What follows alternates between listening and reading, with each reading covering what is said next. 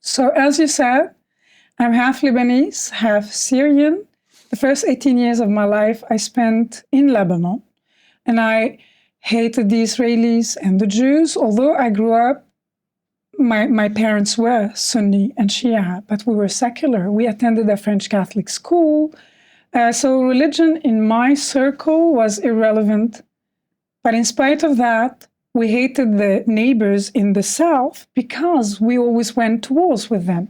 And it is important to understand that the Israeli narrative is omitted from our existence. So I grew up never hearing your version of the events. I realized in my 20s, when I moved to France and lived among Jews, which was a shock at the beginning to realize I actually live in a Jewish quarter inhabited by Jews, unlike the ones in Damascus and Beirut. Right, of course, which are Jewish quarters in name only because the Jews were Jewless. purged. Right. Absolutely. But in France, I was living among Jews, and I realized that my perception of the Jews was constructed by Hassan Nasrallah. My entire life, all I know about Israel, Haaretz, his favorite newspaper, he always quotes them. I learned a lot about Israel from him. Also the wars, it is his story. It's his version that we believe. So nobody tells you we killed a few Israelis and that's why we are at war. And slowly I learned the history of the Jews, of Israel, and I grew fond of it. That's fascinating. And I'm wondering why your perception of Israel should be informed by the leader of an Iranian proxy army that has illegally occupied part of your country, Lebanon, when you are secular, not Iranian, connected to the wider world. Why is this story getting funneled through Hezbollah? I was born in the 80s, so that was after or during even the Lebanese Civil War. And Hezbollah was one of the strongest actors. Today, Hezbollah grew to become stronger than the Lebanese army itself. And they were perceived as heroes. I grew up as a child, as a teenager, understanding that the south is occupied, southern Lebanon, by the Israelis. And only Hezbollah dares confront them, defy them. And of course, you look at them and admire these men. Because what you hear, the rhetoric you are subjected to in the radio, on TV, at school, your parents, your neighbors, everybody glorifies these freedom fighters. Holding the banner of the resistance. Absolutely. So why would I challenge what I hear from Nasrallah if I don't get out of the box?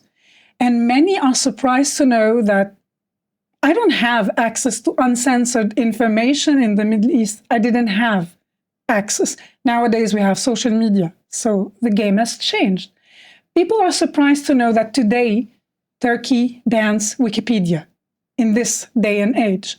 So it was very difficult to break out of the world they painted for you. And in France, I think one of the most shocking videos I've seen, when I wanted to understand why are these Jews portrayed as monsters, because they didn't seem to be in any way You're walking hostile. around Strasbourg and suddenly you can't find their horns. No, they're friendly, they're helpful, they're nice to one another. And one of the most shocking videos was one early of back in the days, at the beginnings of Nasrallah, when he was explaining the plan, Hezbollah's agenda. And then I realized, this is not the Lebanese agenda. He's working for Wilayat al-Faqih in Iran. This has nothing to do with us. This is purely Shiite. This is why Hezbollah fighters are only Shia. They have allies, but they only trust their own. They're not invested in Lebanon, not at all. That's intriguing. I mean, I'm wondering, you described this on the one hand, Hezbollah has this grip on much of the Lebanese imagination and sympathies. On the other hand, you describe it as this Iranian implant, this foreign presence that has taken control of Lebanon. And I'm wondering, I will talk about Hezbollah and the situation with Iran later, But in terms of the attitudes in Lebanon, to what extent Hezbollah is seen within Lebanese society as being an authentic part of the Lebanese state, of the Lebanese country, or it's seen as being a foreign Iranian presence? Interesting. We are in 2024. Hezbollah was cherished by everybody when I was a teenager back in the days, and they are perceived as the liberators of the South. Many Lebanese understood, meanwhile, that that was a buffer zone, and those responsible for the Israeli invasion of southern Lebanon were the PLO and their allies among the Lebanese. Because of the constant rocket fire on Israel's north in the 1970s, which pushed Israel into this offensive inside Lebanon to push Palestinian terrorists away from the border, eerily reminiscent of what we're having now with the threat to Hezbollah, back off or we're going to have to push you away. Plus terror attacks against Israeli civilians. We also perceived these stories as heroic. We didn't understand that Israel can give you a decade or two. They tried through diplomacy to push the PLO out, and eventually they had to intervene to opt for the military solution, as always, as it seems that this is the only solution for the situation now. They were cherished, respected, perceived as heroes. However, Israel left in year 2000, and Hezbollah, until this day, refuses to disarm, to become part of the Lebanese society. In violation of UN Security Council Resolution 1701, which demands that the Lebanese army be the only armed force south of the Litani River, and yet it's filled with Iranian missiles controlled by Mr. Nasrallah and co. How would you like to make them disarm? They are supported, they are stronger than the army. This has been going on for so long. The problem has become so big, it doesn't fit under the carpet anymore. Now we have to talk about the elephant in the room. Now we have to fight with the elephant in the room. I must say that the fact that Hezbollah refused to disarm, obviously they had political aspirations. Nowadays, they control half of the Lebanese parliament. Not half of the seats are theirs, but it's theirs and their allies. And they pointed that gun at the Lebanese in 2007. And in 2011, something really interesting happened in Syria. We saw Hezbollah as the liberator, those who defended the Lebanese and those who are invested in the right for self-determination for the Palestinians, the pro-Palestinians. Now, all of a sudden, when there was a Syrian uprising, Hezbollah sided with the oppressor, with the dictator. And suddenly many realized, even among the Shia in Lebanon, that Hezbollah's cause is not a just one. It is political, and they will do anything to save and support their allies, and they killed many Syrians.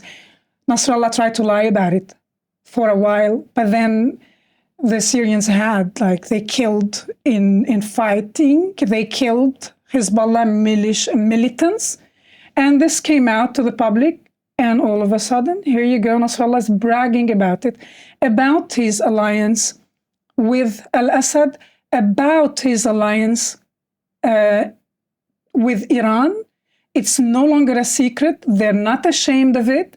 And they are defiant to this smaller camp in Lebanon that does not want them.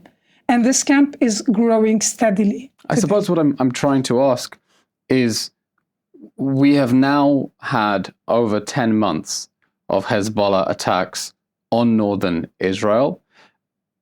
And I want to know whether Hezbollah is still seen within Lebanon as the great defender and resistor fighting for the Lebanese people, or whether the Lebanese people think that it is a foreign implant that is bringing disaster on them and a totally unnecessary war. Most of the Lebanese understand that Hezbollah is provoking Israel, but nobody can stop Hezbollah. Why? Because Hezbollah seeks war. They don't want peace, no matter what they say. Like, forget what they say to the media. They are political spokespersons. Hezbollah is provoking Israel because Iran wants to provoke Israel.